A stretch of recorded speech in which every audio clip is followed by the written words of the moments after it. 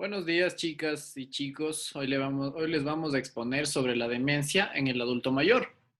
Nuestro grupo está conformado por Nicole Moya, Isabel Calderón, Benito Nantipa y Mateo Ortega. La demencia no es una enfermedad específica. Es un término general que describe una amplia gama de síntomas asociados con el deterioro de la memoria y otras habilidades del pensamiento, que llegan a reducir la capacidad de una persona de realizar sus actividades diarias. La enfermedad cumbre, la enfermedad más famosa con la que asociamos una demencia en un principio, es el Alzheimer. Es responsable de un 60-80% de los casos. Después viene la demencia vascular, que es el segundo tipo de demencia más común, pero existen muchas otras afecciones que pueden causar síntomas de demencia, incluidas algunas que son irreversibles, como problemas, por ejemplo, de tiroides y deficiencias vitamínicas, nutricionales del día a día.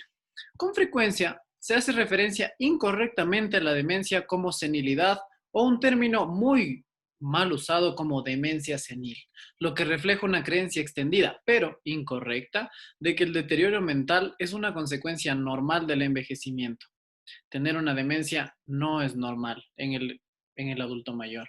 Si bien los síntomas de demencia varían mucho, al menos dos de las siguientes funciones mentales básicas, al menos dos, deben verse significativamente afectadas. Estas son la memoria, la comunicación y el lenguaje, la capacidad de concentrarse y prestar atención, el razonamiento y juicio y hasta la percepción visual.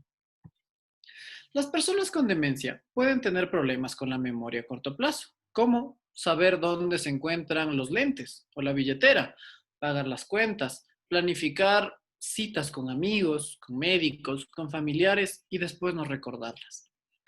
Muchas demencias son progresivas, lo que significa que sus síntomas comienzan lentamente y empeoran de forma gradual, la mayoría de veces con la edad. Bueno, si tú o un familiar está experimentando una de estas dificultades, es muy recomendable visitar a un médico o a un psiquiatra. Ahora les voy a hablar de las demencias más comunes en los adultos mayores. La primera de estas, como ya dijimos, la cumbre, es el Alzheimer. Es la más común. Sus consecuencias son la pérdida de la memoria, el extraño uso de objetos y problemas de lenguaje. Después tenemos la demencia vascular, que ocurre la mayoría de veces después de un accidente cerebrovascular. Sus consecuencias son extraviar artículos, cambios de personalidad dentro del mismo día, perderse en rutas familiares, como por ejemplo que una persona mayor o una persona adulta salga a comprar el pan, por ejemplo, y no sepa cómo volver a casa. Después tenemos la enfermedad de Creutzfeldt-Jakob, que pese a no ser una demencia que se presente únicamente en los adultos mayores, es muy importante mencionarla, ya que en esta edad la mayoría de veces su ciclo progresivo ha llegado a su nivel más alto. Sus consecuencias son la ansiedad, el insomnio y la depresión. Por último, tenemos a la demencia de Huntington. La enfermedad de Huntington tiene una amplia repercusión en las capacidades funcionales de una persona y generalmente ocasiona trastornos de todo tipo, como son el movimiento, cognitivos y psiquiátricos. Cuando Huntington se desarrolla temprano, los síntomas son algo diferentes y la enfermedad puede progresar mucho más rápido. Ahora hay medicamentos disponibles para ayudar a controlar los síntomas de esta enfermedad, pero los tratamientos no pueden prevenir el deterioro físico, mental y de comportamiento. Sus consecuencias son los trastornos motrices, cognitivos y psiquiátricos. Más adelante, mi compañera les explicará las causas y un poco más de todo esto que les he comentado yo. Ya. Para empezar, las causas del Alzheimer aún no se entienden por completo, pero esencialmente se cree que en esencia son problemas con proteínas cerebrales que dejan de funcionar normalmente y esto interrumpe el trabajo adecuado y correcto de las neuronas, lo que poco a poco va desencadenando una serie de eventos tóxicos en el cerebro. Y como estas neuronas están dañadas, empiezan a perder las conexiones entre sí y con el tiempo estas van muriendo. Por lo general, este daño empieza a darse en la región cerebral que controla la memoria pero sin embargo el proceso para esta enfermedad ya empezó años antes de que aparezcan los primeros síntomas. Es importante mencionar que todo este daño cerebral lleva a que en la última etapa del Alzheimer el cerebro del anciano se reduzca de manera significativa. Bueno, como decía antes, los investigadores esencialmente se centran en la incidencia de dos proteínas como problema de esta enfermedad. Por un lado está la beta amiloide y por el otro las proteínas tau. La beta amiloide es un desecho de una proteína más grande y lo que ocurre en el Alzheimer es que estos residuos empiezan a agruparse, estos se denominan placas, y estas placas empiezan a tener un efecto tóxico en las neuronas y se altera la comunicación adecuada entre ellas. Por último, en las proteínas tau, estas son proteínas encargadas del soporte y sistema de transporte de una neurona y sus nutrientes.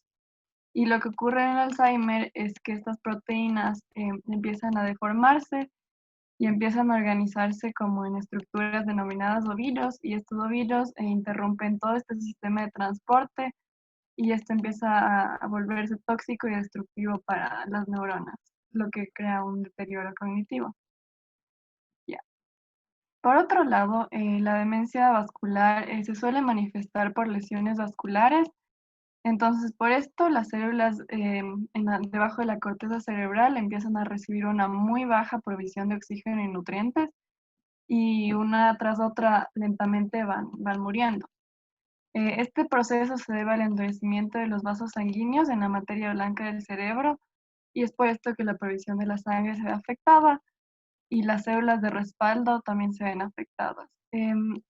Esta demencia ocurre cuando varios infartos cerebrales pequeños o varias hemorragias inclusive empiezan a causar una gran pérdida neuronal y esto altera demasiadas funciones de nuestro cerebro.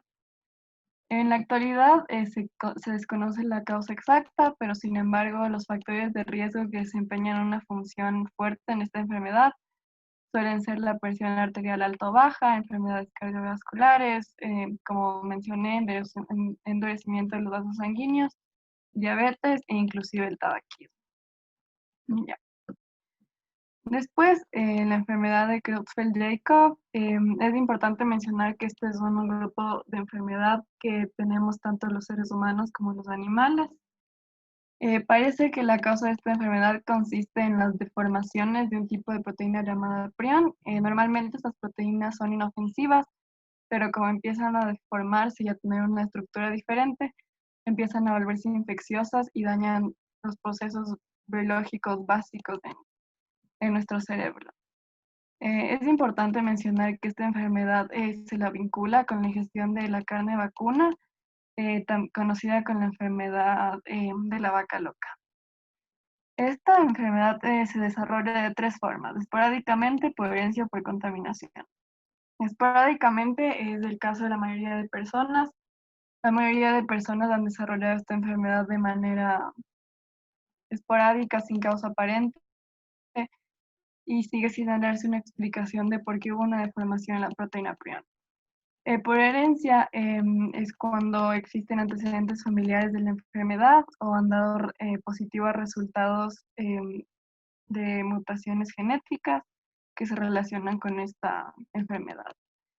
Eh, por contaminación, bueno, han habido casos donde personas han empezado a desarrollar esta enfermedad después de haber estado expuestas a tejidos humanos que fueron infectados. Esto se ha dado durante procedimientos médicos como trasplante de piel, de córneas, etc. Bueno, después de la enfermedad de Huntington, es una enfermedad de la cual aún se desconocen muchas cosas, pero se conoce que la causa es un defecto heredado de un solo gen H. Este es un trastorno que donde solo una persona, al tener solo la copia de un gen defectuoso, ya empieza a desarrollar eventualmente este trastorno y los síntomas, y finalmente todo su proceso cognitivo se deteriora e inclusive puede llegarles a causar la muerte. También es importante mencionar que toda persona que sea portadora de una copia normal de este gen, sí o sí va a desarrollar estos síntomas. ¿Y ya?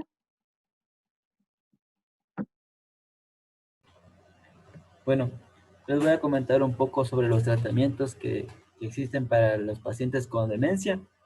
Bueno, primeramente para el tratamiento es útil identificar los posibles síntomas primarios o el más desestabilizador, que deberá comprender desde el contexto de la persona y la enfermedad.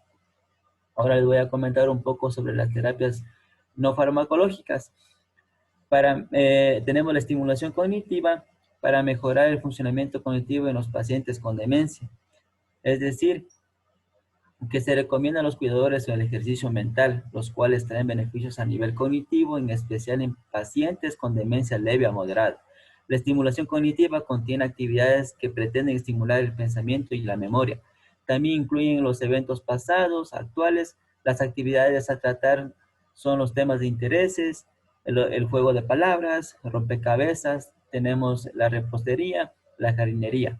Por lo general, la terapia lleva en un grupo de 4 a 5 pacientes en un lapso de 45 minutos aproximadamente. Así como también, en realidad este tratamiento pretende mejorar la calidad de la vida y el bienestar en general. Le tenemos la estimulación cognitiva grupal enriquecida. Ese tratamiento incluye algunas otras técnicas como la reminiscencia, la relajación y el apoyo.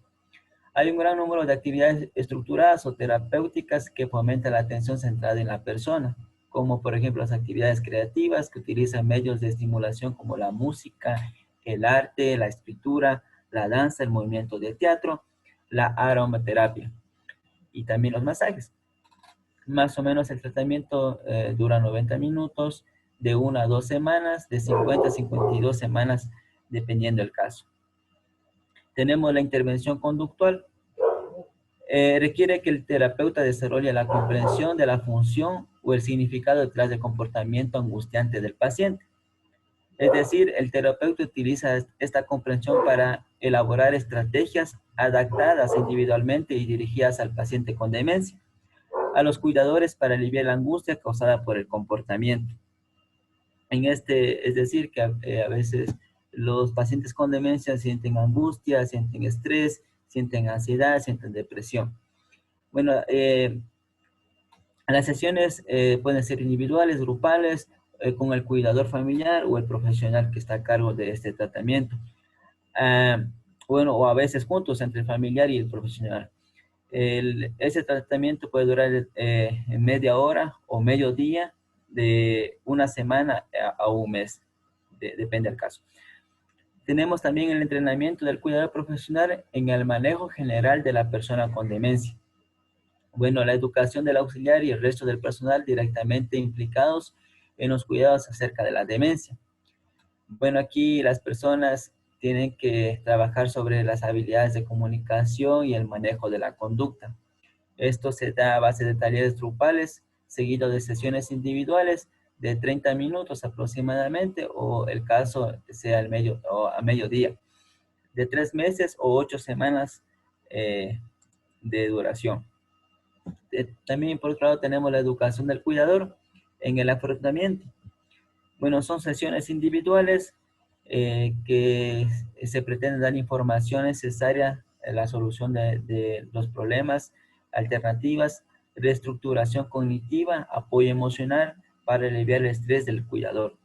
Estas sesiones habitualmente se lo realizan a domicilio de 45 a 90 minutos, a veces con seguimiento telefónico, una semana a 3 meses, de 6 semanas a 24 meses, depende del caso.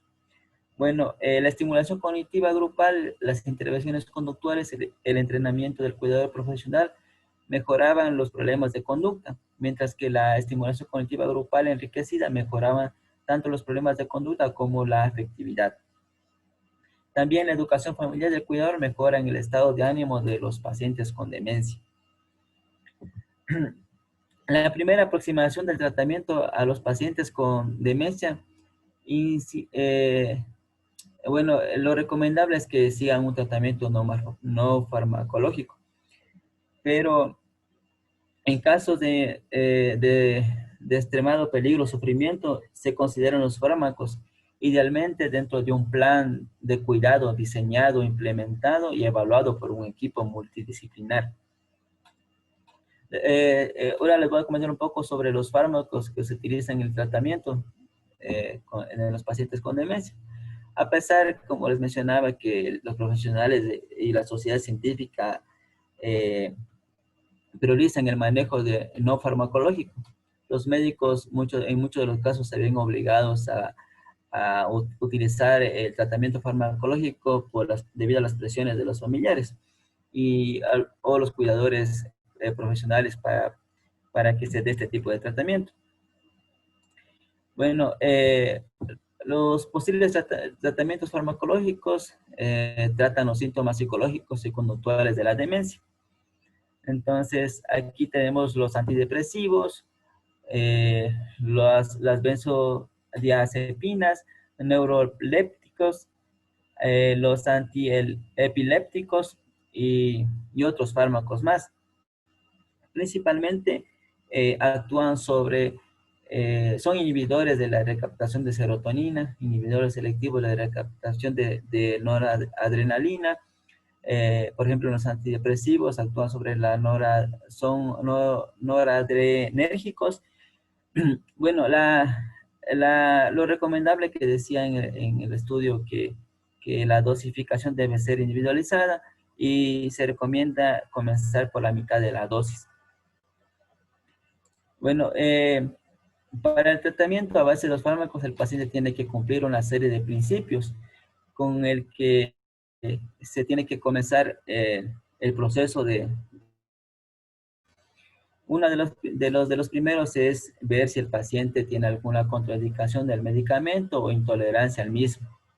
Bueno, tenemos que ver la dosificación de administrar al paciente. Se debe de evaluar algunas condiciones en las cuales se debe que administrar la dosis adecuada para cada paciente.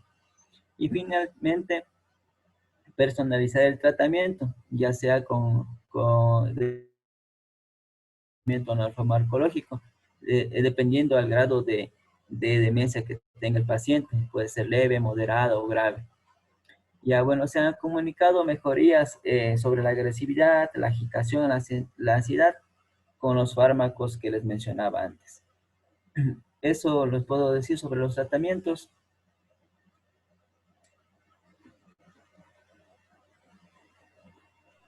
Listo.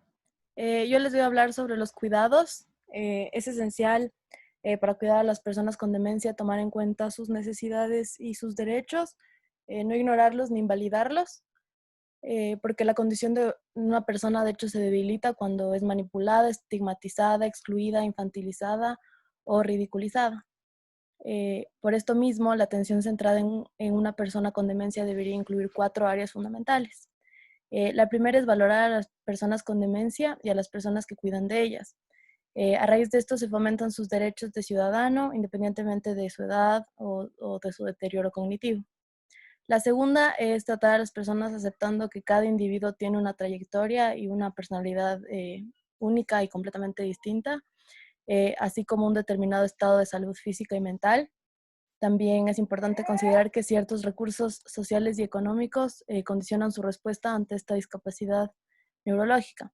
La tercera es adoptar la perspectiva de la persona con demencia. Es reconocer que las experiencias de todas las personas tienen validez psicológica y que las personas que sufren de una demencia actúan desde esta perspectiva. Y el empatizar con esto tiene un enorme potencial terapéutico en sí mismo. La cuarta es reconocer que toda la vida humana se cimienta en las relaciones y que las personas con deterioro cognitivo necesitan un entorno social fuerte, enriquecido, que promueva sus oportunidades de crecimiento personal. En cuanto a los cuidadores, ya mencionó mi compañero la importancia de un entrenamiento y una educación para quienes cuidan a personas con demencia. Y cuando hablamos de cuidadores no profesionales, de personas mayores, como puede ser algún familiar o amigo, se ha evidenciado que están sometidos a una situación de estrés crónico con importantes repercusiones en su estado físico y emocional. Se han registrado elevados índices de ira, sintomatología ansiosa y depresiva, también menores niveles de bienestar subjetivo debido al estrés constante al que están expuestos.